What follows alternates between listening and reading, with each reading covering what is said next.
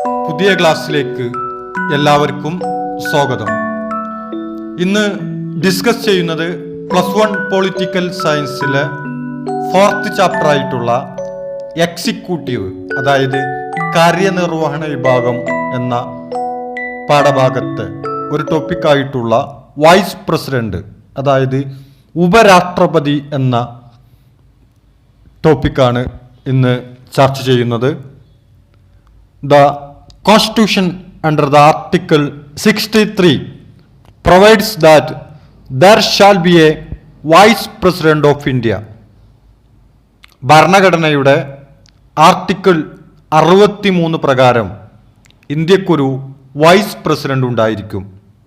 Indian ഭരണഘടനയുടെ article 63 ഇന്ത്യക്കൊരു ഉപരാഷ്ട്രപതി ഉണ്ടായിരിക്കുമെന്നതിനെക്കുറിച്ച് നമ്മുടെ ഭരണഘടന പരാമർശിക്കുന്നത്. ഇലക്ഷൻ, ഉപരാഷ്ട്രപതിയുടെ തെരഞ്ഞെടുപ്പ്, ഇലക്ഷൻ ഓഫ് വൈസ് പ്രസിഡന്റ്. എങ്ങനെയാണ് ഉപരാഷ്ട്രപതിയെ തെരഞ്ഞെടുക്കുന്നത് എന്ന് നമുക്ക് നോക്കാം. An electoral college consisting of members of both house of parliament indirectly elects the vice president of India. പാർലമെന്റിന്റെ ഇരുസഭകളും ചേർന്ന ഇലക്ടറൽ കോളേജാണ് ഇന്ത്യൻ വൈസ് പ്രസിഡന്റിനെ തെരഞ്ഞെടുക്കുന്നത്. പാർലമെന്റിന്റെ ഇരുസഭകളും എന്ന് പറയുന്നത് രാജ്യസഭയും ലോകസഭയും ചേർന്ന ഒരു ഇലക്ടറൽ കോളേജാണ്. അതായത് രാജ്യസഭയിലെയും ലോകസഭയിലെയും അംഗങ്ങൾക്കാണ് വൈസ് പ്രസിഡന്റിനെ തെരഞ്ഞെടുക്കുന്നതിനുള്ള വോട്ടവകാശമുള്ളൂ. Election is held according to the system of proportional representation by means of single transferable vote. ആനുപാതിക പ്രാതിനിധ്യ രീതിയിലെ ഏകകൈമാറ്റ വോട്ട് സമ്പ്രദായം അനുസരിച്ചാണ് സിംഗിൾ ട്രാൻസ്ഫറബിൾ വോട്ട് സിസ്റ്റം, അതായത് ഏകകൈമാറ്റ വോട്ട് സമ്പ്രദായം അനുസരിച്ചാണ് തെരഞ്ഞെടുപ്പ് നടക്കുന്നത്. അപ്പോൾ ഉപരാഷ്ട്രപതി തെരഞ്ഞെടുപ്പിലെ തെരഞ്ഞെടുപ്പ് രീതി, പ്രാതിനിധ്യ രീതി എന്ന് പറയുന്നത് ഏകകൈമാറ്റ വോട്ട് സിസ്റ്റമാണ്, അതായത് സിംഗിൾ ട്രാൻസ്ഫറബിൾ വോട്ട് സിസ്റ്റമാണ്. ഇനി ടേംസ് ഓഫ് ഓഫീസ്, ഔദ്യോഗിക കാലാവധി. ഉപരാഷ്ട്രപതിയുടെ കാലാവധി എത്രയാണെന്ന് നമുക്കൊന്ന് നോക്കാം. The vice president is elected for a period of 5 years. Vice പ്രസിഡന്റിനെ തെരഞ്ഞെടുക്കുന്നത് 5 വർഷക്കാലയളവിലേക്കാണ്. അതായത് ഉപരാഷ്ട്രപതിയുടെ കാലാവധി എന്ന് പറയുന്നത് 5 വർഷമാണ്. അതോടൊപ്പം തന്നെ വൈസ് പ്രസിഡന്റിന്റെ മരണമോ രാജിയോ നീക്കം ചെയ്യുന്നത് കൊണ്ടോ ഉണ്ടാകുന്ന ഒഴിവിലേക്ക് കഴിയുന്നത്ര വേഗം തെരഞ്ഞെടുപ്പ് നടത്തേണ്ടതാണ്.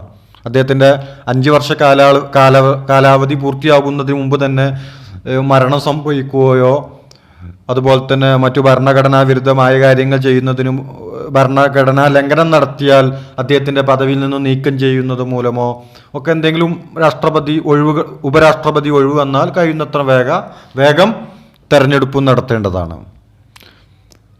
The vice president may be removed from office by a resolution of the Rajya Sabha passed by a majority of all the then members of the house and agreed to by the Lok Sabha. രാജ്യസഭയിലെ മൊത്തം അംഗങ്ങളിൽ ഭൂരിപക്ഷത്തിൻ്റെ പിന്തുണയോടെ അംഗീകരിക്കപ്പെടുന്ന പ്രമേയം ലോകസഭ കൂടി അംഗീകരിച്ചാൽ vice പ്രസിഡന്റിനെ സ്ഥാനത്ത് നിന്നും നീക്കം ചെയ്യാവുന്നതാണ്. അദ്ദേഹത്തിൻ്റെ കാലാവധിക്ക് മുമ്പ് തന്നെ ഏതെങ്കിലും തരത്തിലുള്ള മാൽപ്രാക്ടിക്സോ അല്ലെങ്കിൽ ഭരണഘടനാ വിരുദ്ധമായിട്ടുള്ള ഭരണഘടനാ ലംഘനങ്ങളോ മറ്റോ നടത്തിയാൽ രാജ്യസഭയിലെ മൊത്തം അംഗങ്ങളിൽ ഭൂരിപക്ഷത്തിൻ്റെ പിന്തുണയോടെ അംഗീകരിക്കപ്പെടുന്ന ഒരു പ്രമേയം ലോകസഭ കൂടി അംഗീകരിച്ചാൽ വൈസ് പ്രസിഡന്റിനെ അഥവാ ഉപരാഷ്ട്രപതിയെ സ്ഥാനത്ത് നിന്ന്, അതായത് പദവിയിൽ നിന്നും നീക്കം ചെയ്യാവുന്നതാണ്. ഇനി യോഗ്യത, ക്വാളിഫിക്കേഷൻ. ഉപരാഷ്ട്രപതി, അതായത് വൈസ് പ്രസിഡന്റ് ആവാനുള്ള യോഗ്യതകൾ എന്താണ് എന്നാണ് നമ്മൾ നോക്കുന്നത്. ഫസ്റ്റ്,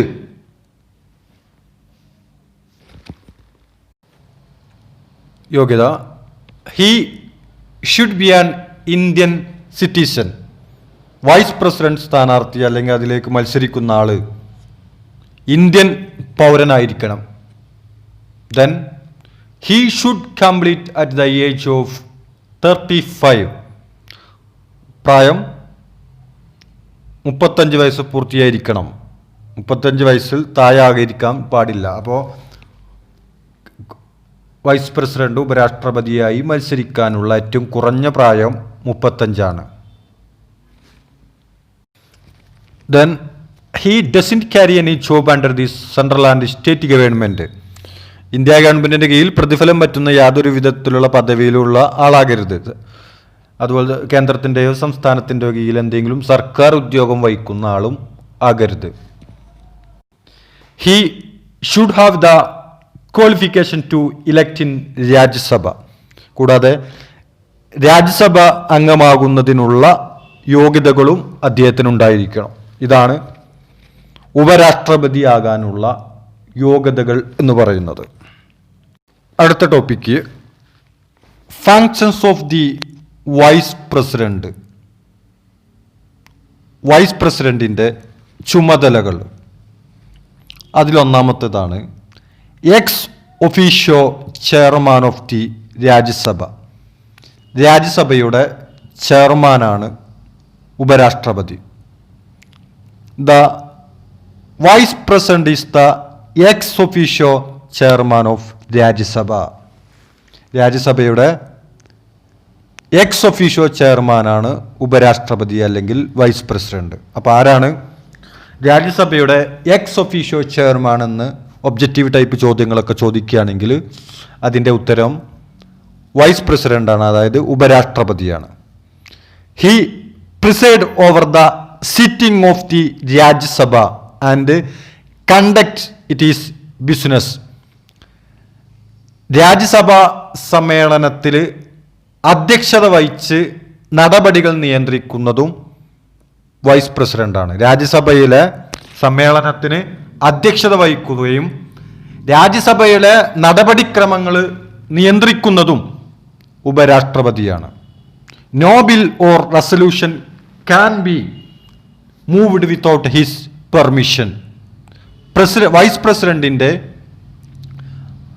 അനുവാദമില്ലാതെ രാജ്യസഭയിൽ ബില്ലോ പ്രമേയമോ അവതരിപ്പിക്കാനാവില്ല. രാജ്യസഭയിൽ അവതരിപ്പിക്കുന്ന പ്രമേയങ്ങൾക്കും ബില്ലുകൾക്കും അദ്ദേഹത്തിൻ്റെ അനുമതി നിർബന്ധമാണ്. All members address him and he allocates time for debates.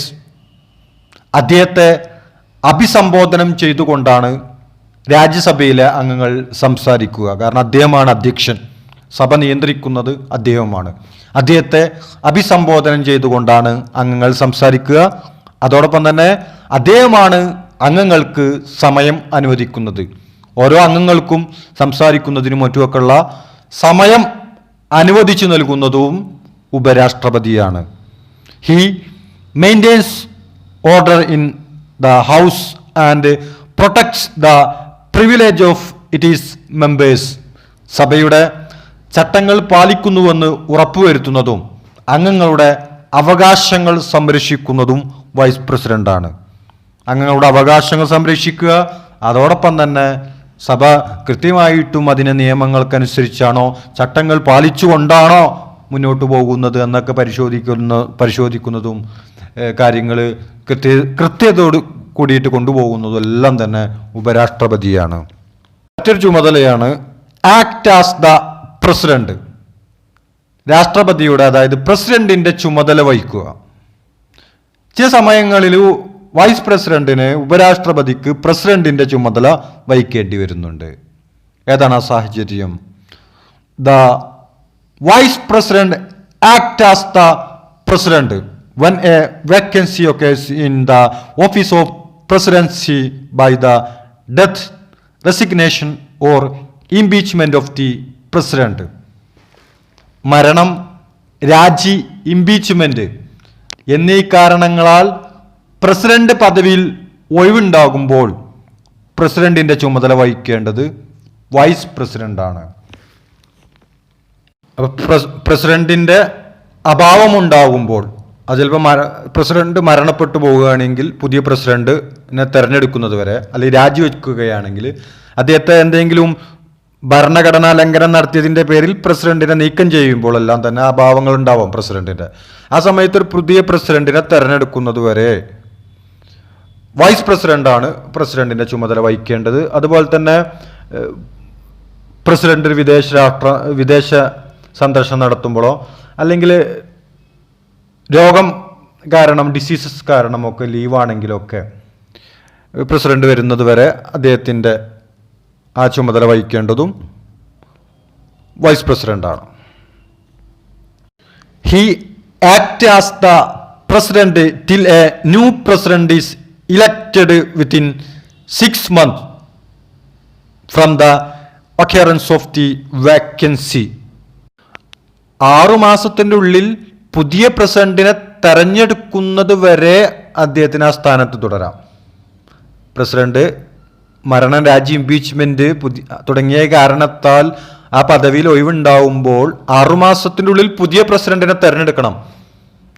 ആ ഒരു കാലയളവ് വരെ മാത്രമേ ആ സ്ഥാനത്ത് വൈസ് പ്രസിഡന്റിന്, ഉപരാഷ്ട്രപതിക്ക് തുടരാൻ സാധിക്കുകയുള്ളൂ. സാധാരണഗതിയിൽ വൈസ് പ്രസിഡന്റ് പദവിക്ക് വലിയ പ്രാധാന്യമൊന്നുമില്ല. എന്നാൽ പ്രസിഡന്റിന്റെ ചുമതല നിർവഹിക്കേണ്ടി വരുന്ന അവസരങ്ങളിൽ മാത്രമേ വൈസ് പ്രസിഡന്റിന്റെ പദവിക്ക് പ്രാധാന്യം കൈവരാറുള്ളൂ. എങ്കിലും രാജ്യസഭയുടെ ചെയർമാൻ, എക്സ് ഒഫീഷ്യോ ചെയർമാൻ എന്ന നിലയിൽ രാജ്യസഭയിലെ കാര്യങ്ങളും നടപടിക്രമങ്ങളും കാര്യങ്ങളും ഒക്കെ നടത്തിക്കൊണ്ടുപോകുന്നതിൽ സുപ്രധാനമായിട്ടുള്ള പങ്ക് ഉപരാഷ്ട്രപതിക്കുണ്ട് എന്നുകൂടി മനസ്സിലാക്കണം.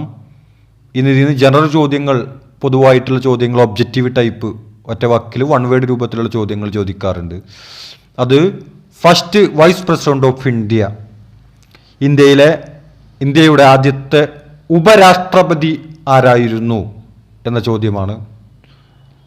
അത് ഡോക്ടർ എസ് രാധാകൃഷ്ണൻ, ഇന്ത്യയുടെ ആദ്യത്തെ vice president, first vice president of India doctor Radhakrishnan. Then present vice president of India, ഇന്ത്യയുടെ നിലവിലെ വൈസ് പ്രസിഡന്റ് ആരാണ്? നിലവിലുള്ള ഉപരാഷ്ട്രപതി ആരാണ്? ഉത്തരം വെങ്കയ്യ നായിഡു ആണ് ഇന്ത്യയുടെ നിലവിലെ ഉപരാഷ്ട്രപതി എന്നുകൂടി മനസ്സിലാക്കണം. അപ്പോൾ ഈ ഭാഗങ്ങളൊക്കെ നന്നായിട്ട് പഠിക്കുക. മറ്റൊരു ക്ലാസ്സുമായിട്ട് വീണ്ടും കാണാം. ഇന്നത്തെ ക്ലാസ് ഇവിടെ അവസാനിപ്പിക്കുന്നു. എല്ലാവർക്കും നന്ദി, നമസ്കാരം.